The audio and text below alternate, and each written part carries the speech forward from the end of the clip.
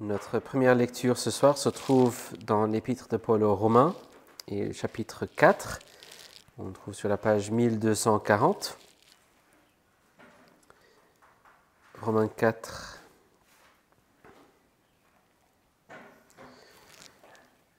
Écoutons donc la parole de Dieu. Que dirons-nous donc d'Abraham, notre ancêtre, selon la chair? Qu'a-t-il obtenu? Si en effet Abraham a été justifié par les œuvres, il a sujet de se glorifier. Mais devant Dieu, il n'en est pas ainsi. En effet, que dit l'Écriture? Abraham crut à Dieu, et cela lui fut compté comme justice. Or, à celui qui fait une œuvre, le salaire est compté comme une grâce. Non comme une grâce, mais comme un dû. Quant à celui qui ne fait pas d'œuvre, mais croit en celui qui justifie l'impie, sa foi lui est comptée comme justice. De même, David proclame le bonheur de l'homme au compte de qui Dieu met la justice sans œuvre. Heureux ceux dont les iniquités sont pardonnées et dont les péchés sont couverts. Heureux l'homme à qui le Seigneur ne compte pas son péché. Ce bonheur n'est-il que pour les circoncis ou est-il également pour les incirconcis? Car nous disons, pour Abraham, la loi fut comptée comme justice. Comment donc était-il lorsqu'elle lui fut comptée? Était-il circoncis ou non? Il n'était pas encore circoncis, il était incirconcis. Il reçut le signe de la circoncision comme sceau de la justice qu'il avait obtenu par la foi quand il était incirconcis. Il est ainsi le Père de tous ceux qui croient, bien qu'incirconcis, pour que la justice leur soit comptée. Il est aussi le Père des circoncis, qui n'ont pas seulement la circoncision, mais encore qui marchent sur les traces de la foi de notre Père Abraham, quand il était incirconcis. En effet, ce n'est point par la loi que l'héritage du monde a été promis à Abraham ou à sa descendance, c'est par la justice de la foi. Si c'est par la loi qu'on est héritier, la foi est vaine et la promesse est annulée, car la loi produit la colère. Et là où il n'y a pas de loi, il n'y a pas non plus de transgression. Donc c'est par la foi pour qu'il s'agisse d'une grâce, afin que la promesse soit assurée à toute la descendance, non seulement à celle qui a la loi, mais aussi à celle qui a la foi d'Abraham, notre Père à tous, selon qu'il est écrit, « Je t'ai établi Père d'un grand nombre de nations ». Il est notre Père à tous devant Dieu, en qui il a cru, qui donne la vie aux morts et qui appelle à l'existence ce qui n'existe pas. Espérant contre toute espérance, il crut et devint ainsi Père d'un grand nombre de nations, selon ce qui avait été dit, telle sera ta descendance. Et sans faiblir dans la foi, il considéra son corps presque mourant, puisqu'il avait près de 100 ans, et le sein maternel de Sarah déjà atteint par la mort. Mais face à la promesse de Dieu, il ne douta point par incrédulité, mais fortifié par la foi, il donna gloire à Dieu, pleinement convaincu de ceci. Ce que Dieu a promis, il a aussi la puissance de l'accomplir. C'est pourquoi cela lui fut compté comme justice. Mais ce n'est pas à cause de lui seul qu'il est écrit, cela lui fut compté. C'est aussi à cause de nous, à qui cela sera compté. Nous qui croyons en celui qui a ressuscité d'entre les morts, Jésus notre Seigneur, livré pour nos offenses et ressuscité pour notre justification. Et bon, on a déjà écouté tout à l'heure dans l'assurance du pardon, mais je lis les deux versets qui suivent. Étant donc justifiés par la foi, nous avons la paix avec Dieu par notre Seigneur Jésus-Christ. C'est à lui que nous devons d'avoir eu par la foi accès à cette grâce, dans laquelle nous demeurons fermes, et nous nous glorifions dans l'espérance de la gloire de Dieu. Jusqu'ici la lecture de la parole de Dieu. Nous allons prier avant de nous mettre à l'écoute de la parole. Notre Père, merci pour cette occasion de nous mettre à nouveau à l'écoute de ta parole. Nous voulons entendre non pas la parole d'un homme, mais nous voulons entendre la voix de ton Fils. Nous voulons entendre la voix de l'Esprit. Nous voulons entendre ta voix, notre Père. Nous voulons entendre ta parole. Nous voulons communier avec toi maintenant. Et donc, rappelle-nous que c'est toi qui nous parles ici. Rappelle-nous que tu es ici, au milieu de nous, pour nous parler à travers ce texte si ancien. Donne-nous cette assurance de ta présence et transforme-nous donc par la puissance de ton esprit. Nous prions donc que tu nous enseignes ce que nous ne savons pas, que tu nous donnes ce que nous n'avons pas et que tu fasses de nous ce que nous ne sommes pas. Au nom puissant de ton Fils Jésus-Christ, qui vit avec toi et le Saint-Esprit, un seul Dieu béni à jamais. Amen. Nous lisons ce soir dans le livre du prophète Zacharie, sur la page 1057 dans les livres de l'Église. C'est l'avant-dernier livre de la Bible. Zacharie et chapitre 3. On est dans une série de visions que Zacharie communique. Et on a encore une vision ici dans le chapitre 3. Donc lisons Zacharie 3. Il me fit voir le souverain sacrificateur Josué, debout devant l'ange de l'Éternel, et Satan debout à sa droite pour l'accuser. L'Éternel dit à Satan, que l'Éternel te réprime, Satan, que l'Éternel te réprime, lui qui a fait porter son choix sur Jérusalem. N'est-ce pas là un tisson arraché du feu? Or, Josué était couvert de vêtements sales et se tenait debout devant l'ange. Celui-ci, prenant la parole, dit à ceux qui étaient devant lui, « ôtez-lui les vêtements sales. » Puis il lui dit, « Vois, je t'enlève ta faute pour te revêtir d'habits précieux. Je dis qu'on mette sur sa tête un turban pur. » Et ils mirent le turban pur sur sa tête, et lui mirent des vêtements. L'ange de l'Éternel se tenait là. L'ange de l'Éternel apporta ce témoignage à Josué. « Ainsi parle l'Éternel des armées, si tu marches dans mes voies, et si tu gardes mon commandement, c'est toi qui gouverneras ma maison. Tu garderas aussi mes parvis, et je te donnerai libre accès parmi ceux qui se tiennent ici. Écoute donc, Josué, souverain sacrificateur, toi et tes compagnons qui sont assis devant toi, car ce sont des hommes qui serviront de présage. En effet, me voici. Je fais venir mon serviteur, le germe, car voici la pierre que j'ai placée devant Josué. Il y a sept yeux sur cette seule pierre. Je grave moi-même ce qui doit y être gravé, oracle de l'Éternel des armées. Et j'ôterai la faute de ce pays en un seul jour. En ce jour-là, oracle de l'Éternel des armées, vous vous inviterez les uns les autres sous la vigne et sous le figuier. Jusqu'ici, la lecture de la parole de Dieu. Dans ce livre du prophète Zacharie, nous nous retrouvons en Israël après le retour du peuple en exil à Babylone. Nous sommes là au jour d'Agé et de Malachie, donc des contemporains de Zacharie. Et Zacharie, en plus du fait d'être prophète, était aussi prêtre, très probablement, si c'est bien lui, Zacharie, fils ou petit-fils de Iddo, le prêtre, mentionné dans Néhémie, je crois. Il reçoit et il communique une série de visions qui expliquent plusieurs choses. Pourquoi cet exil en Babylone était-il nécessaire? La colère de Dieu contre son peuple, mais aussi sa colère contre les nations autour et les ennemis du peuple.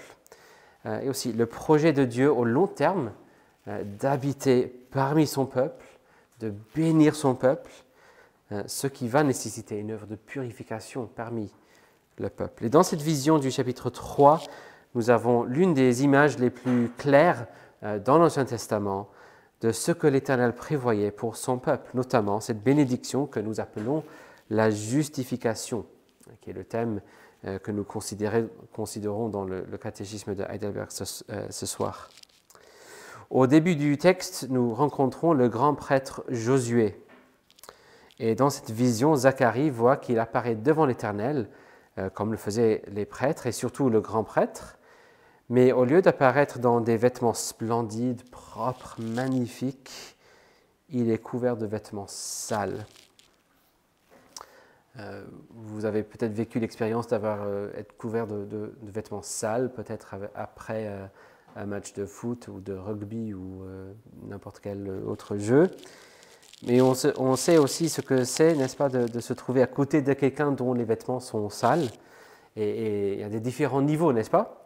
Il y a le niveau où l'on se dit, mais sans le dire à haute voix, bon, il aurait pu se doucher, il aurait pu faire son linge. Puis il y a le niveau où on remarque qu'on n'est pas seul à l'avoir noté. Et une fois que la personne n'est plus là, on échange éventuellement un regard, à la limite un petit commentaire. Parfois ça va jusqu'au point qu'un ami assez courageux quand même ose évoquer la question avec lui. Et malheureusement, de temps en temps, on croise des personnes qui sont vraiment dans l'autre extrême, où l'on ne peut même pas supporter de se tenir à côté de cette personne. Partout où il va, il y a de l'espace autour de lui, qu'il soit dans le métro, dans la rue. On voit qu'il y a un espace vide autour de lui. Il est sale, il pue. On ne comprend même pas comment quelqu'un pourrait supporter le fait d'être dans un tel état. Josué, le grand prêtre, qui a l'habitude de paraître devant Dieu dans ses vêtements vraiment splendides, Zacharie, dans cette vision, le voit devant l'Éternel dans des vêtements vraiment, vraiment sales.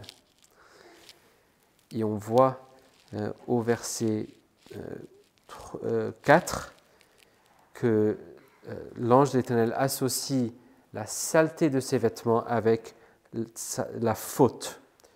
J'enlève ta faute pour te revêtir d'habits précieux. Donc, cette saleté, c'est le péché, la rébellion contre Dieu. Il n'est donc pas surprenant, quelque part, que Satan, l'accusateur, soit là aussi pour l'accuser. C'est même normal, il y a de quoi accuser. Et pourtant, l'Éternel a une réponse pour Satan, une défense de ce prêtre sale.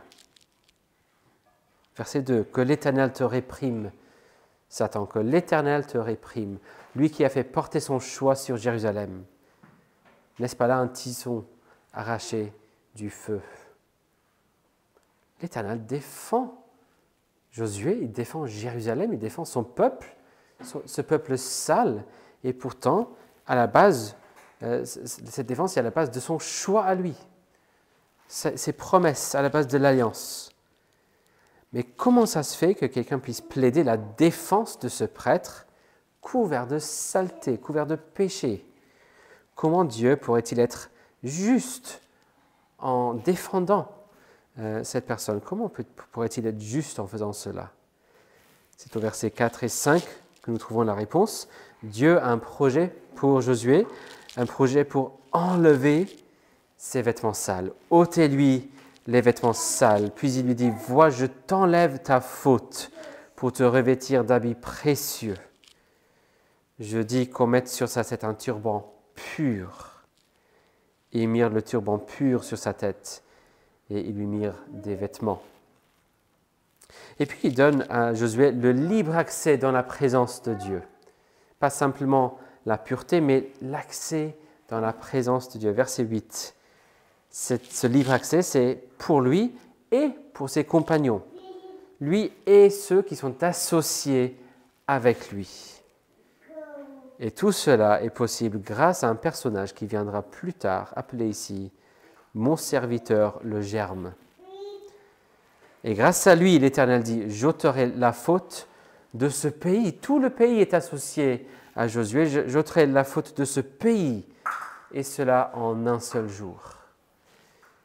Il enlève la faute de Josué, il donne libre accès à Josué et ceux qui sont associés avec lui, dans la perspective de donner ce libre accès à tout le pays, tout le peuple de Dieu, associés à ce grand prêtre. Ils seront parfaitement purs, ils auront le libre accès devant la présence de Dieu. Et bien évidemment, nous savons que ces promesses ont été accomplies. Quelques centaines d'années plus tard, un garçon est né, un jeune homme de ce même nom, Josué, Yehoshua ou Jésus, c'est le même nom. Ce garçon aurait lu ce texte et ainsi comprendre que c'était ses vêtements à lui que Josué a reçus. Et donc c'est à lui de prendre ses vêtements sales sur lui. C'est à lui de prendre les vêtements sales de tout le peuple, tout le pays, tous ceux qui sont associés avec lui par la foi. C'est à lui de faire face à toutes les accusations de Satan contre ce peuple de Dieu. C'est à lui de porter la colère de Dieu, payer la pénalité, se présenter en tant que prêtre et sacrifice pour que l'Éternel puisse être à la fois entièrement juste et celui qui justifie les impies. Et cet homme, Jésus, a obéi à cet appel, à cette parole. Il a pris sur lui notre saleté. Il a accepté d'être et prêtre et victime expiatoire, qui assurerait que nous puissions être arrachés du feu et apparaître devant notre Dieu, un royaume de prêtres, habillés dans ses vêtements purs, des turbans purs autour de nos têtes, dans la présence de Dieu. Comme le dit le petit catéchisme de Westminster, dans la merveilleuse réponse à la question « Qu'est-ce que la justification ?», nous lisions ceci. La justification est un acte de la libre grâce de Dieu par lequel il pardonne tous nos péchés et nous accepte comme justes à ses yeux, uniquement à cause de la justice de Christ qui nous est imputée et reçue par la foi seule. N'est-ce pas merveilleux comme réponse? Alors, est-ce que vous reconnaissez donc d'abord le sérieux de votre état, votre saleté par nature, et voyez-vous ce que le Seigneur a fait? Il n'a pas donné simplement une boîte de lessive pour qu'on se débrouille tout seul. Et il savait que même si on avait la meilleure lessive du monde, on ne saurait pas l'utiliser. Il nous donne les vêtements purs et glorieux de notre grand prêtre parfait, Jésus-Christ lui-même. Avez-vous donc reçu ce don gratuit de sa part? Êtes-vous tenté de dépendre sur autre chose? Si ce n'est pas encore fait, embrassez ce Sauveur, recevez sa justice parfaite, vivez en lui seul, avec lui et dans la communion avec notre Dieu, en profitant pleinement de ce libre accès que la justification nous donne à notre Dieu. Amen. Prions. Merci notre Père pour cette merveilleuse nouvelle de ces vêtements purs que tu nous donnes. Nous savons que c'est Jésus seul qui a pu mériter de tels vêtements. C'est lui qui a vécu la vie parfaite. C'est sa vie que nous portons. C'est sa justice qui nous est imputée. Et merci surtout de ce qu'il a été prêt à ce que notre injustice, notre saleté, lui soit imputée. Merci pour cette miséricorde, cet amour. Merci parce qu'il a subi cette colère, la pénalité, et tout est accompli maintenant. Il l'a fait parfaitement, complètement. Il ne reste plus rien à faire. Donne-nous donc de dépendre uniquement de Jésus-Christ pour notre salut, pour notre justification. Et donne-nous aussi de profiter pleinement de ce libre accès que tu nous donnes, cette paix que tu nous donnes. Donne-nous de voir que la justification n'est pas un simple cessez-le-feu. C'est la paix, c'est la communion avec toi. Donne-nous donc de profiter de plus en plus pleinement, de plus en plus profondément de ce libre accès que tu nous as donné en ton Fils. Et nous le prions au nom de Jésus-Christ. Amen.